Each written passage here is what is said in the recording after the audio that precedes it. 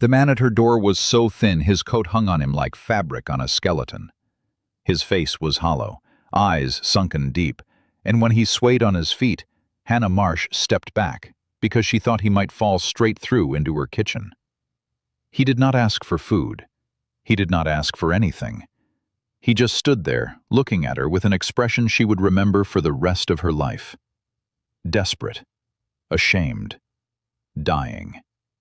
This is the kind of story that stays in your bones, the kind that reminds you kindness costs something, and the people who pay that cost anyway are the ones worth remembering. If stories like this matter to you, subscribe so you don't miss what comes next. Drop the name of your city in the comments. I want to see how far this story travels. Because what happened after Hannah Marsh fed that starving man became the reason people in Copper Falls, Montana still tell her story 60 years later. Hannah Marsh had been widowed for 8 months when the man appeared at her door. Her husband John had died in July of 1884, crushed under a tree he was felling for lumber. He had been dead before anyone reached him. Hannah was 26 years old, pregnant with their second child, and suddenly alone on 40 acres of mountain land with a 3-year-old daughter named Rosie and no money saved. The baby came 2 months later, a boy. He lived for 6 hours and then stopped breathing in the middle of the night. Hannah buried him behind the cabin under a pine tree and did not name him because naming him would have made it worse. After that, she stopped talking to people in town. She could not stand the pity in their voices. She stayed on the mountain and grew what she could in the rocky soil and sold eggs in town when the chickens were laying. It was not much. Most days she and Rosie ate once, maybe twice, and Hannah told herself it was enough. They were alive. That had to be enough. By February of 1885, it was not enough anymore. The winter had been brutal. Snow 4 feet deep in places. Temperatures so cold, the water in the bucket froze solid overnight, even inside the cabin. The chickens stopped laying. The vegetables she had stored in the cellar ran out. Hannah made soup with the last of the potatoes and carrots and a handful of dried beans, stretching it over 4 days by adding more water each time, until it was barely more than broth. On the 5th day, she woke up and knew the pot was empty.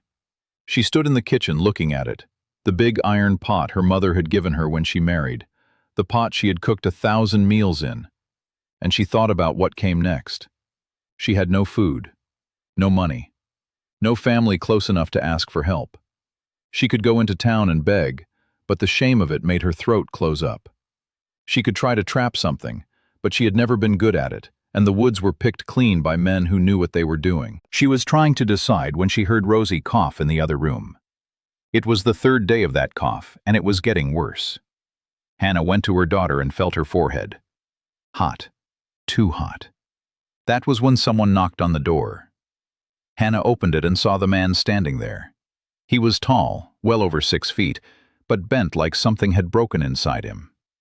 His clothes were threadbare and filthy. His hair and beard were long and matted.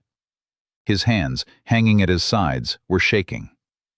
"I am sorry," he said, and his voice was so quiet she almost did not hear it. "I am sorry to bother you. I have not eaten in 5 days, and I thought—" He stopped, swayed again. "I am sorry." Hannah looked at him. Then she looked past him at the snow and the woods and the empty gray sky. Then she looked back at the man who was clearly dying on his feet. She stepped aside. "Come in." He hesitated. "I do not want to be a burden." "You will be more of a burden if you die on my porch. Come in." He came in, stood just inside the door like he did not know what to do with himself. Hannah pointed at the chair by the fire. "Sit." He sat. She went to the pot, the empty pot. She stared at it for a long moment, then made a decision that would change everything. She went to the cellar and found the last jar of preserves she had been saving. Wild blackberry jam she and John had made the summer before he died. She brought it upstairs along with a small sack of cornmeal she had hidden at the back of the shelf. It was supposed to last her and Rosie another week, maybe 2 if she stretched it. She made cornbread with the last of the meal, using water instead of milk because there was no milk. She cooked it in the pot over the fire, and when it was done, she cut a piece twice the size she would have given herself, put it on a plate, and spread the jam thick over the top. She set it in front of the man. He stared at it. "Eat," she said. He picked up the fork. His hand was shaking so hard he almost dropped it. He took a bite, stopped, looked at her with something in his eyes she could not name. Then he put the fork down and started crying. He did not make a sound. He just sat there with tears running down into his beard, his shoulders shaking. And Hannah stood by the fire and did not say anything, because there was nothing to say.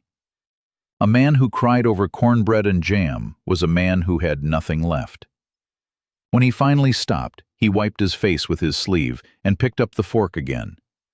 He ate slowly, like he was afraid the food would disappear if he moved too fast. When he was done, he set the plate on the table and looked at her.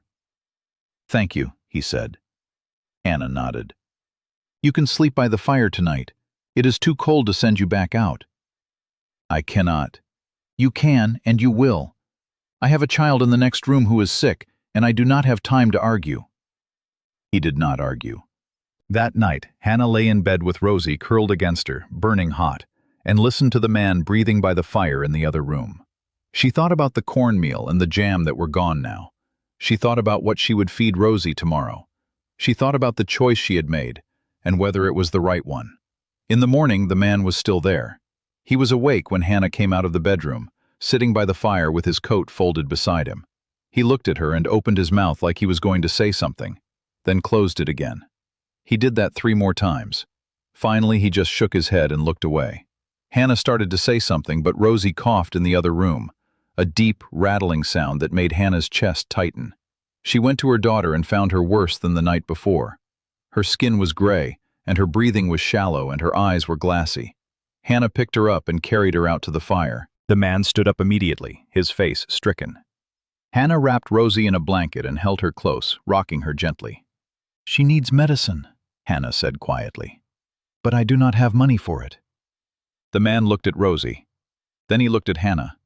Then he turned and walked out the door without his coat. Hannah did not know what to do. She sat by the fire, holding Rosie, and listening to her labored breathing, and praying to a God she was not sure was listening anymore. An hour passed. Then 2. Rosie's fever climbed higher. Hannah dipped a cloth in cold water and pressed it to her daughter's forehead, and tried not to think about the baby under the pine tree. 3 hours after he left, the man came back. He walked in with snow in his hair, and his face red from cold, and his hands full. He had a bottle of medicine from the doctor in town, a sack of flour, a dozen eggs wrapped in cloth, a piece of salt pork. He set it all on the table, and then sat down heavily in the chair like his legs had given out. Hannah stared at the supplies, then at him. "How?" He shook his head, would not meet her eyes. She understood. He had sold something, or traded something, or begged. It did not matter. What mattered was that he had done it. She gave Rosie the medicine and wrapped her tighter and held her through the afternoon. By evening, the fever broke. Rosie opened her eyes and asked for water in a small, hoarse voice, and Hannah cried with relief. The man did not speak that day, or the next day, or the day after that. He stayed by the fire and did not say a word. Hannah cooked meals with the supplies he had brought, beans and cornbread, eggs fried in pork fat, biscuits with the flour. And she gave him a plate each time, and he ate without looking at her. She tried to talk to him, asked him his name, asked where he came from, asked if he was feeling better. He did not answer any of it. He just shook his head or nodded or looked away. On the 3rd day, Hannah sat down across from him at the table after Rosie had gone to sleep. "Why will you not talk to me?" He looked at her for a long time. Then he picked up a piece of paper from beside his chair and handed it to her. It was worn soft from handling, covered in pencil marks. Writing, clumsy and uneven, but legible. "My name is Caleb Ward. I am sorry I cannot speak. I do not know how anymore. I have been alone for 2 years in a cabin up the mountain. I stopped talking because there was no one to talk to, and after a while I forgot how. I can hear you fine. I understand everything you say, But when I try to talk, the words do not come out right. They get stuck. I am sorry. Hannah read it twice. Then she looked at him. You have been alone for 2 years? He nodded. Why? He took the paper back and wrote below the first message. His hand moved slowly, forming each letter with care. My wife and son died of fever. Winter of 1883. I could not stay in town after. Too many people, too many voices. I went up the mountain and built a cabin and stayed there. I was fine until this winter, ran out of food, did not plan well. Came down the mountain to find work or food or something. Your house was the first one I saw. You walked all the way down the mountain with no food in you for 5 days? He nodded. Hannah sat back in her chair, looked at this man who had lost everything, who had hidden from the world for 2 years, who had forgotten how to speak because grief had stolen his voice. You did not have to bring the medicine and food back. You could have left. He wrote again. You fed me when you had nothing to give. I owed you. You did not owe me anything. Yes, I did. You gave me the last of your food. I saw the cellar when I came in. I saw how empty it was. You gave me everything you had. No one has ever done that for me. Hannah's throat tightened. I could not let you starve. Most people would have. She could not argue with that. It was true. Caleb stayed, not because Hannah asked him to, but because he started doing things without being asked. He chopped wood and stacked it by the door. He fixed the broken step on the porch. He cleared snow from the path to the well. He checked the chickens and found 2 eggs Hannah had missed. He did all of it in silence, working from dawn until dark, and every evening he came in and ate whatever Hannah put in front of him, and then sat by the fire with his paper and pencil. Hannah started leaving questions for him on the table. She wrote them on scraps of paper, and he wrote answers back. It was slow and clumsy, and nothing like a real conversation, but it was something. Where is your cabin? She wrote. North Ridge, 4 miles up, very small, very cold. Are you going back? He took a long time to answer that one. Finally he wrote, I do not know. I do not want to be alone anymore, but I do not know how to be around people. You are around people now, she wrote. This is different. You are not afraid of silence. Most people talk to fill it. You let it be. She had never thought about it that way, but he was right. She had gotten used to silence in the months since John died. She did not need noise to fill the empty spaces. You can stay as long as you need to, she wrote. He looked at her when he read that, really looked at her. Then he nodded once and went back to his work. Rosie recovered slowly. The medicine helped, and the food helped more. Within a week, she was up and moving around, and within 2 weeks, she was talking again. She was not afraid of Caleb the way some children might have been. She watched him work and brought him things she found. Interesting rocks, feathers, pieces of wood shaped like animals. He took each one seriously, examining it closely before setting it carefully on the mantel. One afternoon, Rosie climbed into his lap while he was sitting by the fire. Hannah, working at the table, froze. Caleb froze too. Rosie did not notice. She just settled in against his chest and started telling him a story about a bird she had seen outside. Caleb's arms came up slowly and wrapped around her, and he sat there holding her while she talked, and Hannah saw his face do something she had not seen before. It softened. The hard, hollow look that had been there since he arrived melted away, and for just a moment he looked like a man who remembered what it felt like to be loved. When Rosie finally hopped down and ran off to play, Caleb wiped his eyes and reached for his paper. She reminds me of my son. He used to do that, climb into my lap and talk about nothing. I forgot how much I missed it. Hannah came and sat beside him. What was his name? Caleb wrote, James. He was 4. I am sorry. Me too. They sat in silence for a while. Then Hannah said, I lost a baby, last August, a boy. He died the same day he was born. Caleb looked at her, reached out slowly and took her hand, just held it. Did not try to say anything or write anything, just held her hand while she cried for the first time since the burial. After that, something shifted between them. It was not sudden, it was not dramatic. It was just a slow, steady growing of understanding. They were 2 people who had lost everything and were trying to figure out how to keep living. They worked side by side during the day, Hannah cooking and cleaning, Caleb chopping wood and fixing things that had broken over the winter. They ate meals together, They sat by the fire in the evenings, and every night Caleb wrote something new and left it on the table for Hannah to read in the morning. Some of the notes were practical. Roof needs patching. I can do it when the snow melts. Some were observations. Rosie laughed today. It was the best sound I have heard in 2 years. And some were personal. I do not remember the last time I felt warm. Not cold warm. Inside warm. I feel it here. Hannah kept every note.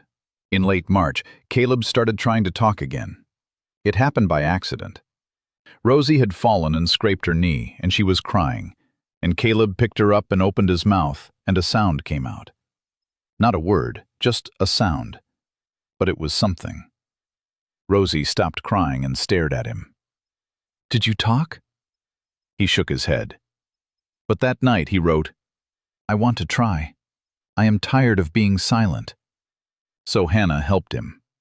She started with single words, simple ones. Asked him to say them out loud. It was painful to watch. He would open his mouth and struggle, and eventually force out a sound that was barely recognizable. But Hannah did not give up, and neither did he. Every day they practiced. Every day he got a little better. By April he could say her name. Hannah. It came out rough and broken, but it was her name. By May he could say full sentences. They were slow and halting, and sometimes he had to stop and start over, but they were sentences. The first full sentence he ever said to her was, "Thank you for not giving up on me." She cried when she heard it. In June, Caleb asked her to marry him. He did not do it with words. He did it the old way, with a note. He left it on the table in the morning before he went out to work. "I know I am not much. I know I have nothing to offer you except work and a voice that barely works and too much grief. But I love you. I love Rosie. I love this life we have made here. If you will have me, I will spend every day for the rest of my life making sure you never regret it." Hannah read the note 3 times. Then she went outside and found him repairing the chicken coop. She walked up to him and said, "Yes." He turned around. "Yes? Yes, I will marry you." He dropped the hammer and pulled her into his arms and held her so tight she could barely breathe. "I will be good to you," he said, the words coming slow but clear. "I promise. I know you will." They were married in July in the small church in Copper Falls. Rosie stood beside Hannah, wearing a dress Hannah had sewn from fabric Caleb bought in town, with money he had earned doing odd jobs. The preacher asked if anyone objected. No one did. When the ceremony was over, Caleb kissed his wife in front of everyone, and someone in the back said, "Well, I will be damned." Ward actually found his voice again. The whole town knew the story by then, how Hannah Marsh had fed a starving man from her last pot of food, how Caleb Ward had walked 4 miles in the snow to get medicine for her sick child, how he had been silent for 3 days because he had forgotten how to speak and was afraid to try, how she had taught him to talk again, 1 word at a time. They went back to the cabin after the wedding and lived there for the rest of their lives. Caleb built additions as the children came, 2 more daughters and a son. He expanded the land and started raising cattle. Hannah kept the house and the garden and taught all the children to read and write. She kept every note Caleb had ever written her in a wooden box under the bed. When their grandchildren asked why he had been silent for 3 days, Caleb would tell them the truth. "Because I had been alone so long, I forgot what it felt like to be cared for. And when your grandmother gave me that food, when she gave me everything she had, I could not speak because I was too busy understanding what it meant. She saved my life that day, not just from starving, from being alone. And it took me 3 days to find the words to tell her." "What did you say?" the grandchildren would ask. "I did not say anything," Caleb would tell them. "I wrote it down, and she kept it." Hannah would smile when he said that, because she still had the note, the first one he ever wrote, the one that said, "You gave me everything you had. No one has ever done that for me." People in Copper Falls talked about Hannah and Caleb Ward for 60 years after that winter. They talked about the way a woman with nothing had given a starving man her last meal. They talked about the way he had walked through snow and cold to save her child. They talked about the 3 days of silence that became 3 months of healing, that became 50 years of love. And they talked about what Hannah said when someone asked her years later if she regretted giving away her last pot of food. "No," she said, "because the pot was just a pot, but the man was worth saving. And it turns out when you save someone, they save you right back."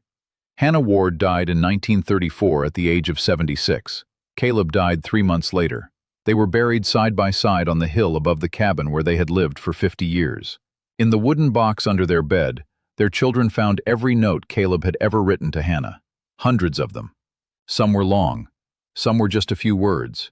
But every single one said the same thing underneath the words. You are worth loving. You are worth staying for. You are worth everything.